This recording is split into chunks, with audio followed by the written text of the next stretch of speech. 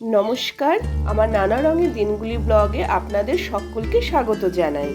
আশা করি যারা যারা আমার ব্লগটি দেখছেন তারা সকলেই সুস্থ ও খুব ভালো আছেন। অন্যান্য দিনের মতন আজকেও অরিত্রকে স্কুলের বাসে তুলে দিলাম। স্কুলের বাসে তুলে দেওয়ার পরে আমি আর আমার হাজবেন্ড সকালে স্কুটি নিয়ে বেরোলাম প্রাতঃভ্রমণ করতে। আসলে প্রতিদিনই তো সেই একই রুটিন, সকালে ওঠো, স্কুলের টিফিন বানাও, অরিত্রকে বাসে তোলো, ঘরে এসে অরিত্রর বাবার জন্য খাবার বানাও, ও অফিসে যাবে, ও অফিসে চলে গেলে ঘর পরিষ্কার পরিচ্ছন্ন করে দুপুরে রান্না বসাও। প্রতিদিনই যেন একই রকম, আর যেন ভালো লাগে না, ভীষণ একঘেয়ে জীবন। অরিত্রর বাবা আজকে অফিসটা ছুটি নিয়েছে। আজকে যাব আমার হাজবেন্ডের চশমার পাওয়ার চেক আপের জন্য। কিছুদিন যাবৎ ও চশমার পাওয়ারটা একটু ডিস্টার্ব দিচ্ছে, মনে হচ্ছে পাওয়ারটা বেড়েছে। আজকে যখন ঘরেই আছে তাই একটু একঘেয়েমি কাটানোর জন্য একটু আলাদা কিছু করাই যাক।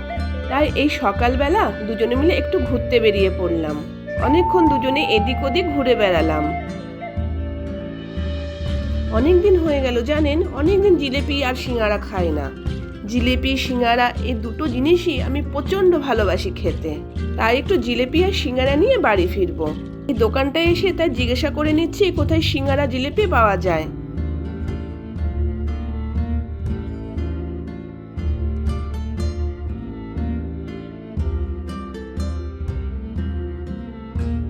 তারপর সিঙ্গারা জিলেপি কিনে ঘরে চলে আসি। আজকের সকালটা সত্যি অন্যান্য দিনের থেকে অনেকটাই আলাদা ছিল, খুবই ভালো লাগলো। ঘরে গিয়ে সকালে খাওয়ার জন্য আলু, গাজর, ক্যাপসিকাম আর পেঁয়াজ দিয়ে একটু চাউমিন বানিয়ে নিলাম। শুধু জিলেপি আর সিঙ্গারা দিয়ে তো আর পেট ভরবে না বলুন। তাছাড়া আমার হাজবেন্ড বলল অনেক দিন বাদে ঘরে আছি, একটু সকালে চাউমিন বানাতে। আর চাউমিনটা খুব সহজে হয়েও যায়, তাই তাড়াতাড়ি করে চাউমিনটা বানিয়ে নিলাম। সকালের খাবারটা খেয়ে আবার বেরোবো আমার হাজবেন্ডের চশমার পাওয়ারটা চেক করতে। অরিত্র স্কুল থেকে আসার আগে আমরা বাড়ি চলে আসব। ওর স্কুল ছুটি হয় প্রায় 1:30 নাগাদ। সকালের খাবারটা খেয়ে আর দেরি করিনি, কারণ আমাদেরকে যেতে হবে অনেকটা রাস্তা। আপনারা তো জানেনই আমার ঘরের কাছাকাছি সেরকম কিছুই নেই, ডাক্তার বলুন আর চশমার দোকানই বলুন, সবই অনেকটাই দূরে। আমরা চশমার দোকানে চলে এসেছি। এখানে নতুন চশমা বানাতে দেওয়ার আগে একটু চোখের পাওয়ারটা চেক করে নেবে। বেশ কিছুদিন আগে ও চোখের ডাক্তার দেখিয়েছিল, তাও প্রায় 2-3 মাস তো হবেই। মধ্যে অফিসের কাজে এতই ব্যস্ত হয়ে পড়েছিল নতুন চশমা আর বানাতে দিতে পারেনি, সময়ই পাচ্ছিল না চশমার দোকানে আসার জন্য। চোখে এখন বেশ ডিস্টার্ব শুরু হয়ে গেছে। একটু বেশি সময় মোবাইল দেখলে বা কম্পিউটারে কাজ করার পরে অফিসের ফাইল কাগজপত্র নিয়ে কাজ করতে ওর খুবই অসুবিধা হচ্ছে জানেন। চোখ দিয়ে মাঝে মাঝে জলও বেরিয়ে আসছে। চোখের ডাক্তার ওকে একটা চোখের ড্রপও দিয়েছিল।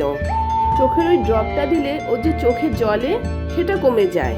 এটা যাতে আর বাড়াবাড়ি না হয়ে যায় তাই অফিস ছুটি নিয়ে আসতে হলো। তবে আরো কিছুদিন আগে আসতে পারলে অনেক ভালো হতো। চোখের ডাক্তার চোখ দেখে যে পাওয়ার দিয়েছিল তার থেকে চোখের পাওয়ার একটু বেড়েই গেছে। চশমার দোকানে আই চেক আপের সমস্ত যন্ত্রপাতি আছে দেখুন। ওই ভদ্রলোকটি বেশ অনেকক্ষণ ধরে পাওয়ারটা সেট করলো।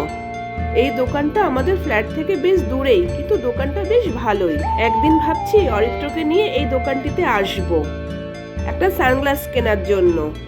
আমরা যখন গোয়া বেড়াতে গেছিলাম ওর সানগ্লাসটা আমার কাছ থেকে হারিয়ে যায়। সামনেই আবার বেড়াতে যাব, একটা সানগ্লাস না হলে কি হয় বলুন। আমি সানগ্লাস পরবো, ওর বাবা পরবে, ওরও তো সানগ্লাস পরার ইচ্ছে হবে। তাই আর একদিন ওকে নিয়ে আসবো, এসে একটা সানগ্লাস কিনে নেব। চশমার পাওয়ার সেট হয়ে গেছে, এবার চশমার অর্ডারটা দিয়েই বাড়ি ফিরবো। চলুন এবার তাহলে বাড়ি ফেরা যাক। বাড়ি ফিরে এসে আগে রান্নাটা বসালাম। মুগ ডাল দিয়ে কুমড়ো শাক করব। তাই প্রেসার কুকারের মধ্যেই মুগ ডালটা ভেজে নিয়ে কুমড়ো শাকটা দিয়ে 2টি সিটি মেরে নেব। ডাল আর কুমড়ো শাকটা সেদ্ধ হয়ে গেলে খুব তাড়াতাড়ি রান্নাটা হয়ে যাবে। আমার কুমড়ো শাক সেদ্ধ করা হয়ে গেছে। কড়াই 5 ফোড়ন, শুকনো লঙ্কা, তেজপাতা ফোড়ন দিয়ে কুমড়ো শাকটা বসিয়ে দেব।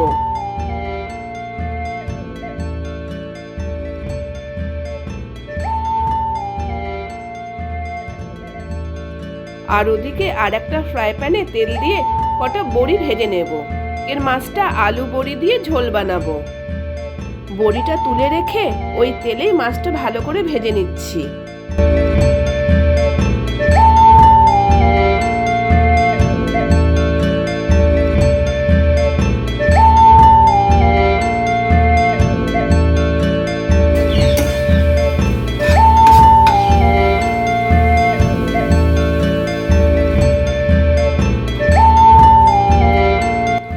আমার মাছের ঝোলও রান্না হয়ে গেছে। বাইরে থেকে এসে দুটি পাত্রে যেহেতু রান্না বসিয়ে দিয়েছি, তাই খুবই তাড়াতাড়ি রান্না হয়ে গেছে।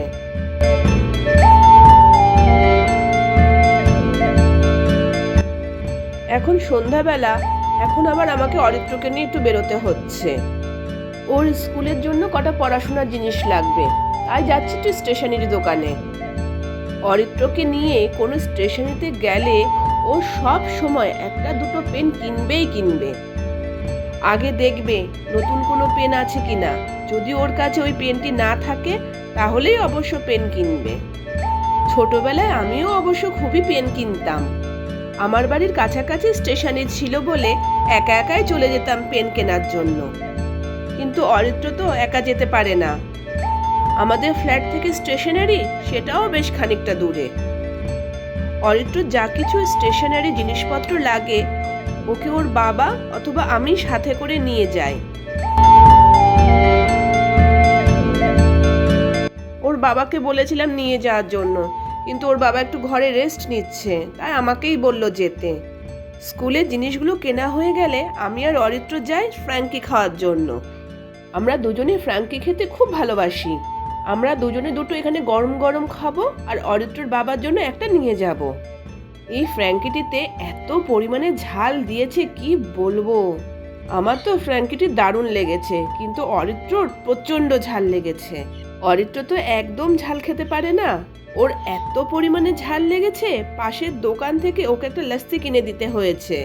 ও ঝালে এত বেশি সুস্বাদছিল আর ও চোখ দিয়ে একেবারে জল বেরিয়ে গেছিল। লস্যিটা খাওয়ার পরে ওর ঝালটা একটু কমে। আগেও অনেকবার ফ্র্যাঙ্কি খেয়েছি, কিন্তু এত ঝাল কখনোই লাগেনি। তবে হ্যাঁ, সত্যি ফ্র্যাঙ্কিতে খুবই ঝাল ছিল। অরিত্র ঝাল লাগাটা ঠিক হয়ে গেলে বাড়ির দিকে রওনা হব। দেখুন ঠোঁটটা কেমন লাল টুকটুকে হয়ে গেছে। আজ তাহলে সকলের সুস্থতা কামনা করে আমার ব্লগটি এখানেই শেষ করছি। আবার দেখা হবে অন্য কোনো দিন অন্য কোনো নতুন ব্লগে। যারা এখনো পর্যন্ত আমার চ্যানেলটি সাবস্ক্রাইব করেননি তারা প্লিজ চ্যানেলটি সাবস্ক্রাইব করে নেবেন, আর তার সাথে একটি লাইকও করে দেবেন, আর কমেন্ট করতে ভুলবেন না যেন।